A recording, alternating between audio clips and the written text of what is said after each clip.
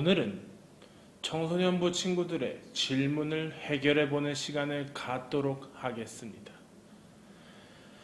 하나님께서 우리를 너무나도 사랑하신다고 지금까지 우리는 열심히 배웠습니다. 그런데 말입니다.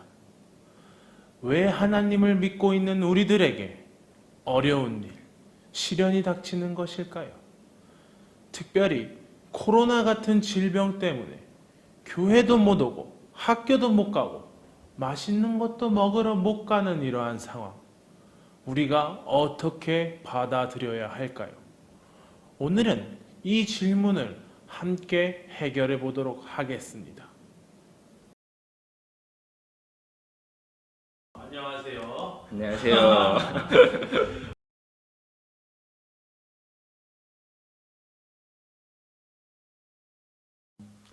하나님이 그러니까 저희에게 고통과 시련을 주시는 이유는 결론부터 말하면 저는 우리가 원하는 거를 이룰 수 있게끔 도와주시고 우리가 결국에는 행복하고 자유함을 느끼기 위해서 그 고통과 시련을 주신다고 생각해요.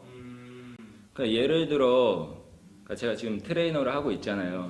지금 전도사님을 지금 다이어트를 도와드리고 있는데요. 그러니까 예를 들어 우리가 이번 주에 교회에서 양고기 바베큐 파티를 한다고 생각을 해보세요. 그럼 그 양고기 바베큐 먹다 보면 느끼하니까 탄산음료 있을 테고 콜라 있을 테고 양고기 바베큐 끝나면은 그 마시멜로를 또 구워야 되잖아요. 쫀득쫀득한 거.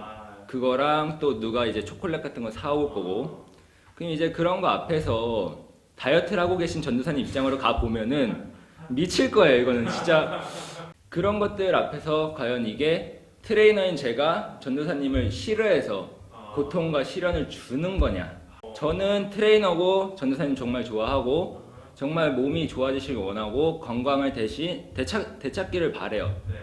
이와 마찬가지로 전도사님은 이 자체를 고통과 시련으로 받아들이는 게 아니라 이거를 극복함으로써 결국에 전도사님이 원하는 것을 이룰 수 있다라고 생각했기 때문에 하나님이 우리에게 고통과 시련을 주신다.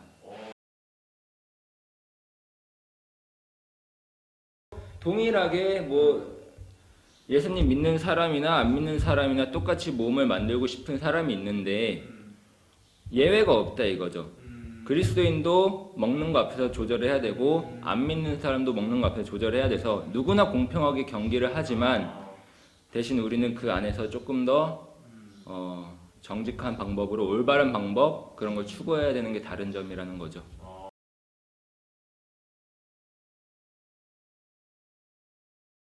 저는 존버라고 말하고 싶어요. 존버 알죠? 존버는 이제 버틴다. 버티는데 이게 정말 정말 필요한 정신이라고 저는 개인적으로 생각해요. 하나님의 때에 하나님 방법으로 일하시는 거를 기다려야 되는 거죠. 조급해하지 말고 그때까지 존버하자 이거죠.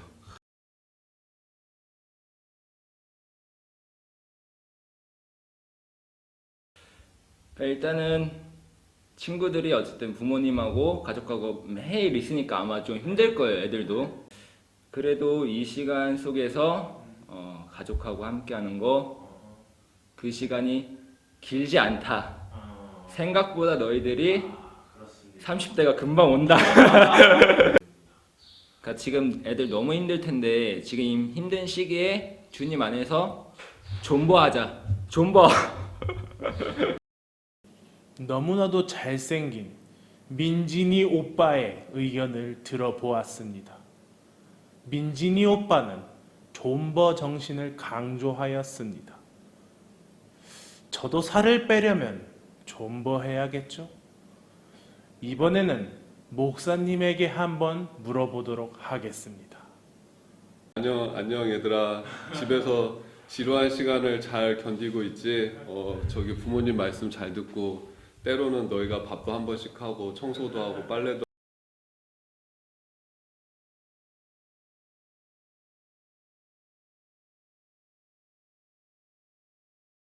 네, 사랑한다고 믿습니다. 굉장히 자주 찾아왔고 지금도 내가 자세하게 말하진 못하지만 굉장히 그 어려운 시련을 나름대로 겪고 있습니다. 저도 어려운 시기를 보내고 계시는 코로나 19에 내가 최대 피해자라고 말할 수는 없지만 나도 코로나 19에 아주 큰 피해자 중 하나다라고 그렇게 말하고 싶네요. 일단은 내 답은 모른다. 나는 모른다. 왜 하나님을 믿는 사람한테 어려운 일이 생기고 시련이 생기고 시험이 생기는지 일단은 그 답은 모른다. 모른다고. 내가 옛날 유튜브에 그런 댓글도 봤거든요. 막 누군가 이제 어려운 상황 겪는 거 보고서 밑에서 댓글이 뭐였냐면은 이것 봐라, 신은 없다. 신은 없다. 봐봐, 누구는 아무리 잘 믿어도 어려운 일들 겪잖아. 세상 사람들은 봐봐, 신은 없다라고 그냥 규정해 버리면 돼요.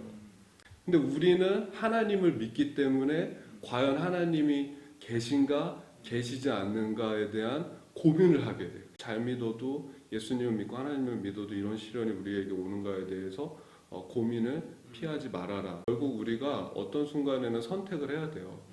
내가 이런 시련 속에서 하나님은 계시다고 할 건가? 하나님은 계시지 않는다고 할 건가?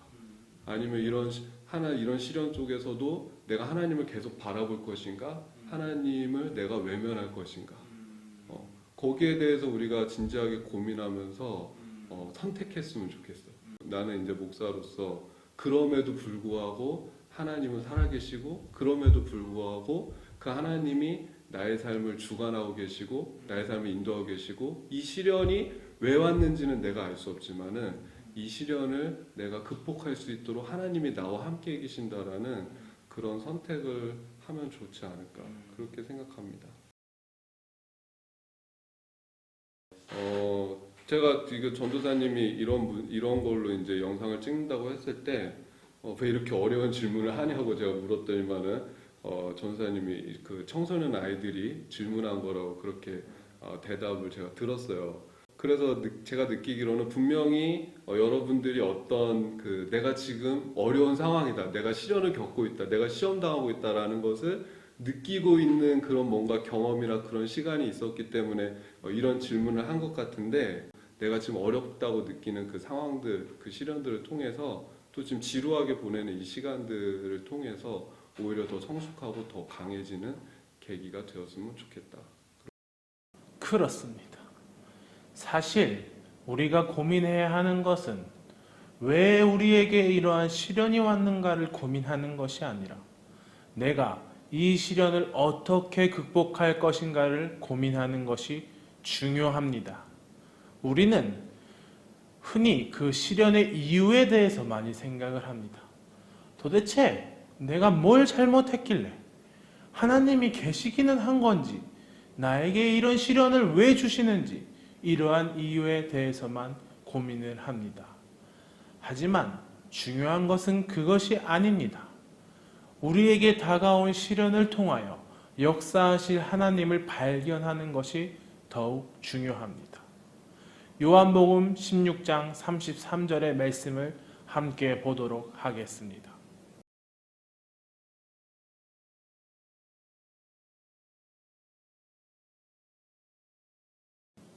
오늘의 결론. 사실 이미 세상을 이기신 예수님께서 우리와 함께 하십니다. 그렇기 때문에 우리는 어떠한 시련도 이겨낼 수가 있습니다.